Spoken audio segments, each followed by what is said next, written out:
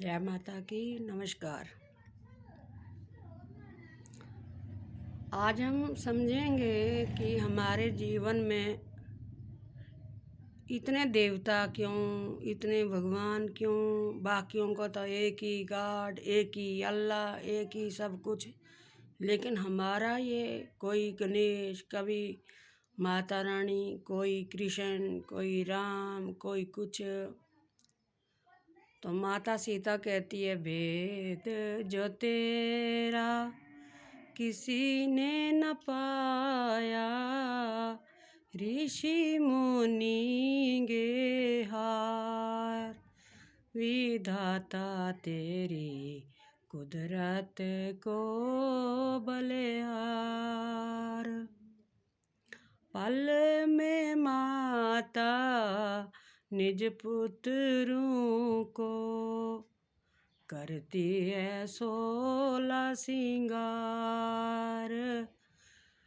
पल में तो बन ही चल जाए, करते संत श्रृंगार, विधाता तेरी कुदरत को बलिहार।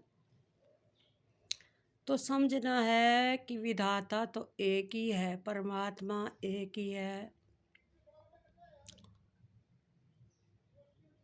राम एक ही है। कहा कौन सा राम? एक राम घट घट में लेटा, एक राम दशरथ का बेटा। तो वो कौन सा राम है? ये गणेश कौन है? तो सारा हमारा जो शास्त्र है वो समझने का विषय है। गण कहते हैं इंद्रियों को। इंद्रियां जो हमारी सेंस ऑर्गन्स हैं, जो कार्य करती हैं, इनको जो चलाने वाला है उसको गणेश कहते हैं। गण ईश, गण प्लस ईश, तो गणेश भगवान जो हमारी इंद्रियों का मालिक है। तो इंद्रियों का पूछने वाला कौन है? मन। तो मन को भी देखभाल करने वाला कौन है? बुद्धि। तो ये बुद्धि कहाँ से आती है? हमारा बुद्धि का देवता कौन है? जैसे मैंने पहले भी बताया था कि हर एक इंद्री का हमारा देवता है।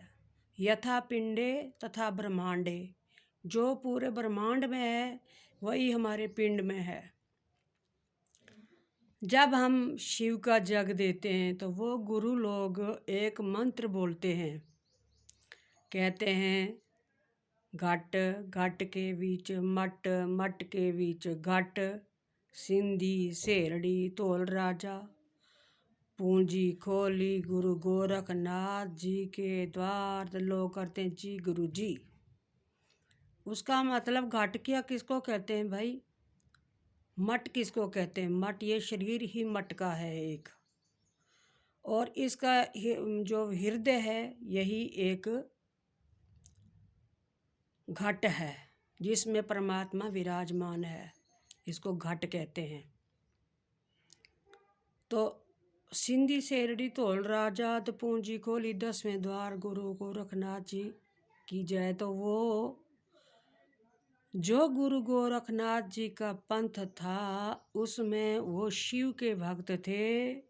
और 10वां दरवाज़ा जहाँ पर हम बिंदिया लगाते हैं, इस बिंदिया को लगाने का भी यही महत्व होता है कि औरतें जैसे समझती हैं कि ये बिंदिया लगाने से हम सुहागन मानी जाती हैं, लेकिन असली सुहाग किसका है? परमात्मा का। जिसने 10वें दरवाजे यहाँ पर भ्रुकुटी के मध्य में अपनी आत्मा का साक्षात्कार किया, यही वो हमारी आत्मा हमें दर्शन देती है।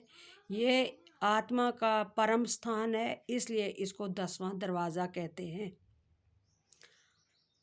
9 द्वारा पूरी अयोध्या, ये 9 दरवाज़ों की अयोध्या है, जिसमें राम जी वास करते हैं, जिसमें शक्ति वास करती है, जिसमें भगवान वास करते हैं। तो हम लोगों की बुद्धि विचलित हो जाती है कि आखिर भगवान कहाँ है? कोई स्वर्ग की तरफ इशारा करता, ऊपर ऊपर है भगवान। भगवान ऊपर नहीं है, भगवान सबके हृदय में विराजमान है। जैसे आँख मचोली का खेल कि एक छुप रहा है और उसको ढूंढने में बहुत सारे लगे हैं, वैसे ही परमात्मा भीतर ही है।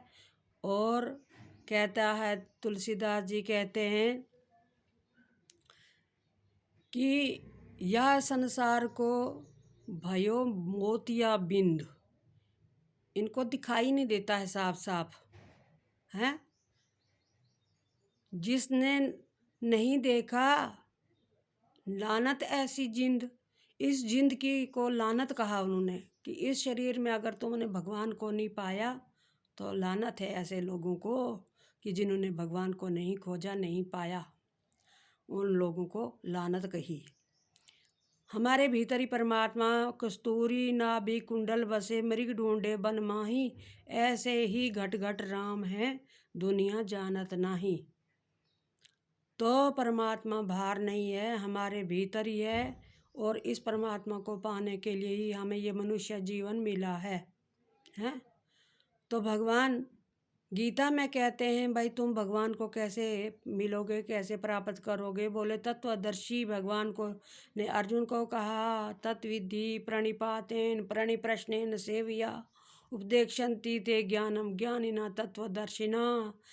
हे अर्जुन, तू ज्ञानियों के पास जा, तत्वदर्शियों के पास जा, जो जिनको इसका असली ज्ञान है उनके पास जा, तभी तू समझेगा।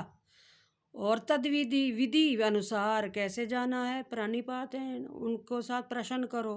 लोग संतों के पास जाते हैं, ब्राह्मणों के पास जाते हैं, विद्वानों के पास जाते हैं, लेकिन घर के झमेले लेकर जाते हैं, कभी अपने आप को जानने के लिए वो नहीं जाते हैं।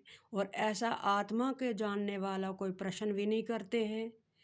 तो हम सबको आत्मा जानने का अधिकार इसी मनुष्य जीवन में है। तो इसी मनुष्य जीवन को ही भगवान को पाने का भी ये एक आधार है। हम इसी जीवन मनुष्य जीवन में ही परमात्मा को प्राप्त कर सकते हैं, ना कि बाकी योनियाँ जो हैं उनमें नहीं हम प्राप्त कर पाएंगे। क्यों? क्योंकि ये बाकी योनियाँ तो भोग योनियाँ हैं। तो ये शरीर जो मिला है ये भोगने के लिए नहीं मिला है, योग करने के लिए मिला है।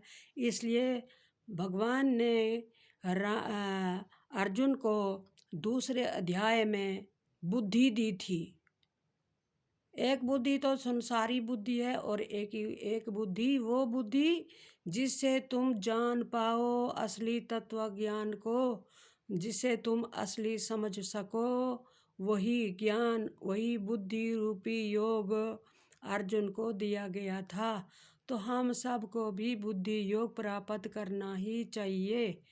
तो सभी अध्यायों के बीच में थोड़ा थोड़ा करके हमें ज्ञान प्राप्त करना चाहिए।